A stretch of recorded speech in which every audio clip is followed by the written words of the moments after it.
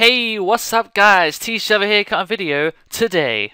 Okay, so I was thinking about what kind of video to make for you guys, and I was thinking, like, after watching ARGCS for Richmond, it was a very interesting little tournament, and the reason why it was mainly interesting was because it was the first tournament in circulation which had Soul Charge legal. Obviously, in the same weekend we had YCS Paris, but because it was kind of a grey area on whether or not allowing Soul Charge to be played in Paris meant that it wasn't played because they don't want to take chances. You don't want people to like, oh, no one can get hold of the card and stuff like that. So they opted not to do that, which basically means that the whole entire tournament is pretty much invalidated because there was no Soul Charge. And Soul Charge, if you look at the top 16 for ARGCS Richmond, and you look at the difference between Paris, you'll notice that Soul Charge plays a huge part in shaping the meta. Basically means that from this point on, going into Primal Origin, it's going to be a very different meta. The mirror match was Patrick Hoban vs a guy called Lolly. His name isn't really Lolly, but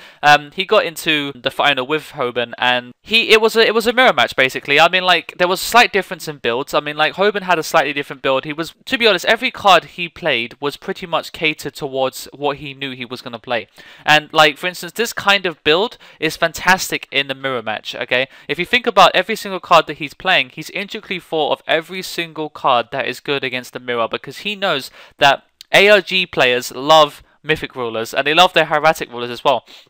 All of them seem to have this hard-on for the same deck, so they all play it, and not as many Mermails will show up, not as many Gear Gears. There will be some Gear Gears because I know they were popular there as well.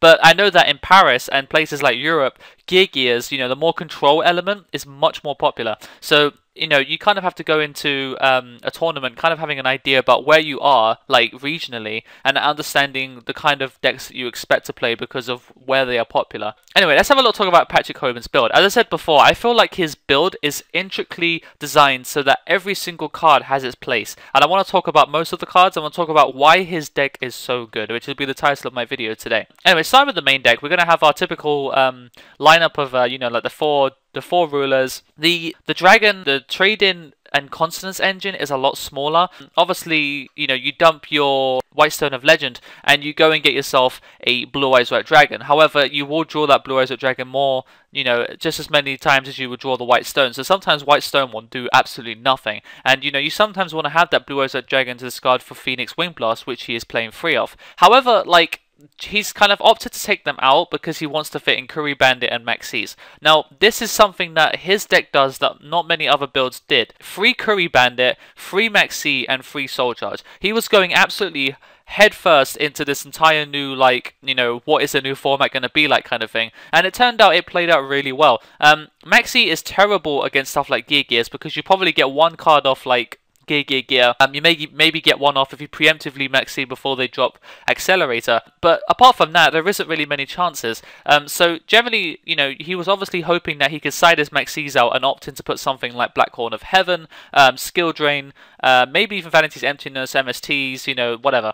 So he kind of had things to replace in, so it wasn't too bad running the Maxi. Still get a draw off it. But Curry Bandit is the big thing here. Basically, you know, you in the end phase, after it's been normal summoned, you tribute it, and you excavate the top 5 cards, send them to the graveyard, and add any of those 5 cards. One of them is a spell trap card. You can add that card to your hand. You can only do it with one of them. You can't, like, add a whole bunch of different spell and traps, which would be stupid. You know, considering that almost half of his deck is monsters, a lot of the time he's going to be sending multiple Curry Bandits to Maxis. He might send some stuff like Mythic Dragons. You know, there's a lot of chances here that your trade-ins will become useless. You know, he is running 2 trade-ins, so if you do Curry Bandit and you send trade-in, you get to get it back and you can set up your next turn. So basically, you can, in some essence, send a large amount of stuff to the graveyard in one turn. He doesn't run Miracle Dig, which is something that his deck could do with. But I mean, Curry Bandit isn't really, like, you can't banish it because it's not a dragon or a dark or an element. It's actually a duck. Maxi is only banishable by Redux, so Redux plays a huge part here in making plays happen. But the Soul Charge here is kind of basically you're dumping everything as fast as you possibly can in a consistent manner, and then you just Soul Charge everything, and then you summon a whole bunch of stupid monsters. Now, the whole deck has been pretty much, a lot of the stuff is pretty standard, but I mean, as I said before, you know, stuff like Curry Bandit is pretty good. You know, it's obviously jumped the price up horrendously, and I'm not going to bother getting them for my Dragon Roller deck for Nationals, but I feel like overall his deck is pretty solid. Now we're going to move to the side and extra deck. Matation was a very weird one because a lot of players are going to vomit onto the field with Soul Charge, and then you go and Matation and deal like, I don't know, like something in excess of a stupid amount of damage. But Mataion's biggest thing here, which is the same reason why he played Phoenix Wing Blast in the main at 3, is because if you can put your opponent's stuff back into the hand, or you can put your opponent's stuff back into the main deck, then you will stop them from being able to Soul Charge, and if you put their stuff back in the graveyard, they can banish it and resummon. So it makes sense to put stuff back into the deck instead of into the graveyard. So moving on from that, we have Swift Scarecrow to stop those OTKs, and plus the fact you're playing 3 Maxi in the mirror match, it's a very good way to turn the tide of the game in your favour, because they'll take the Maxi challenge, as I said in many videos ago, they'll take the Maxi challenge and they'll go push through thinking that you've got nothing, and then you go and drop Swift Scarecrow, and they literally have to scoop, because you've literally set up everything, and you can just banish everything, destroy, you know, that's how Dragon Rulers work, you just do the recursion. Obviously Soul Charge now is more recursion, so it's fantastic. The free MST is for anything like Kaiser Colosseum, Vanity's Emptiness and stuff like that. You generally want to get side into those if you're playing against a control deck. There's a lot of cards to take out when you're playing against control decks. Phoenix Wing Blast possibly, Maxi's, Curry Bandit, you could take out one of those, but generally it's pretty easy to decide in MSTs. The Xyz Encore is strictly for Evil Swarms because the deck is a fucking pain in the ass for this deck. I mean, I'm assuming a lot of Evil Swarms are going to show up in Nationals for the UK, because I'm sure a lot of people will hop onto this deck, as evidenced by Facebook and other places like that, which I've been seeing a lot of trades happening. Black Horn of Heaven is really good because it does stop Gear Gears, it stops a lot of things. You can take out stuff like Phoenix Wind Blast, and stops the Gear Gigant X from going off after Gear. Bottomless is for stuff like Abysslind. It's a good Mermail, you know, sort of little card you can put in. You know, they go Abyss Teus, pitch a marksman against your 1 back row, you summon the Teus, and then you go bottomless and they lose like 2 cards. It's not really a great. Skill Drain is really good against certain decks. It's always been really good against stuff like Boujins and things like that. So if you want to play the control game, it's there for you. And also stuff like Vanity's Emptiness is fantastic too. That's a really solid side deck. I really like it, but I feel like in some sense there's a few cards that could be quite good. You know, stuff like Light Imprisoning Mirror could be quite solid if you put it in, but there's generally, he's filled up every space he could, so he seems to be pretty content with it. Anyway, the extra deck is like the reason why the American version of this deck will be different to the UK version and other parts of the world. There's a couple of reasons why, and I'll go into that. So, Azurai's Silver Dragon, it was completely disregarded. I'm picking one of these up because I think it's a really solid first turn.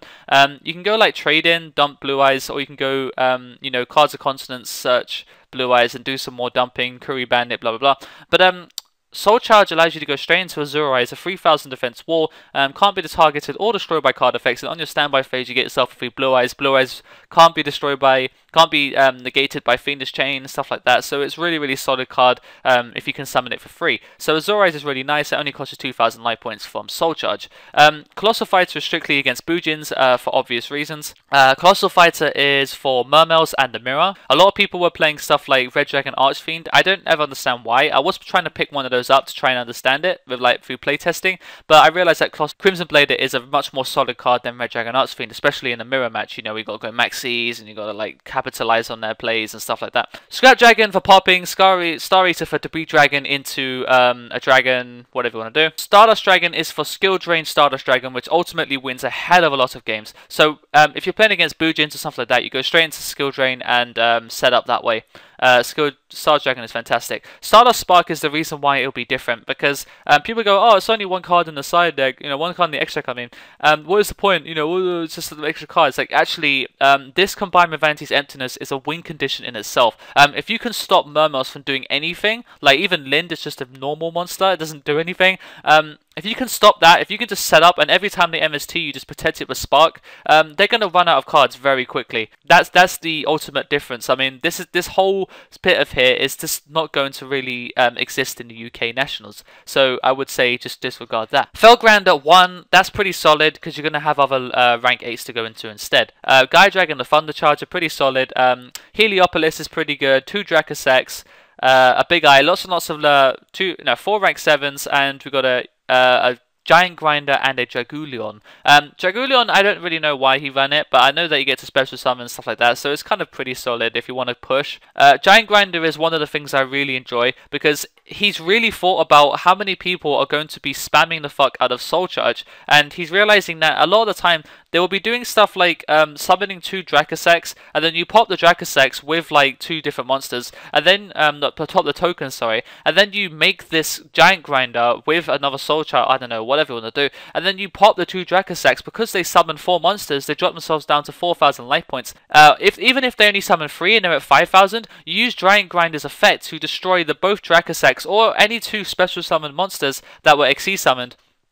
And then you go and deal like 6,000, 5,000 damage, something like that. You can end game straight up just through this card's effect. And if your effect doesn't go through, then you still have a 2,500 wall, which is always fantastic. Overall, the deck is very, very solid. I really, really enjoy it. I would love to play it, to be honest, and see how it is. But I know that the deck's going to be a little bit expensive, so I'm going to try and work around it. But I know there's a few different cards like Xyz's Encore, but Tyon isn't too necessary. And stuff like Vanity's Emptiness needs to be changed slightly, because a lot of players I've noticed, especially in the UK, people that I know, they're all like, oh, buying Vanity's Emptiness, buying Vanity's, like, yeah, great, just buy it, but beware that it's not going to be as effective. It won't ultimately win you as many games, because Stardust Spark Dragon is a card. I want to take that home with you guys. If you're playing in America, do keep in mind that when the Nationals happens, don't take the deck list at heart, because obviously Primal Origins is going to come and change the meta, and also that Vanity's Emptiness Spark Dragon is much bigger in your area. I hope you guys enjoyed watching. Comment down below your thoughts on the deck. If you feel like Hoban was spot on with all of his choices, he really thought things through. I read some of his points on Duelist Grounds, and I thought some of them are pretty solid. He came up with some pretty stupid shit, but overall it was pretty decent. So props to Hoban for winning, and I think that's his 4th win of 4th tournament win recently, so very, very well done to him, and good luck to him in the future. So I hope you guys enjoyed watching, and don't forget to like, comment, subscribe, and until next time, the Thetcglover is out.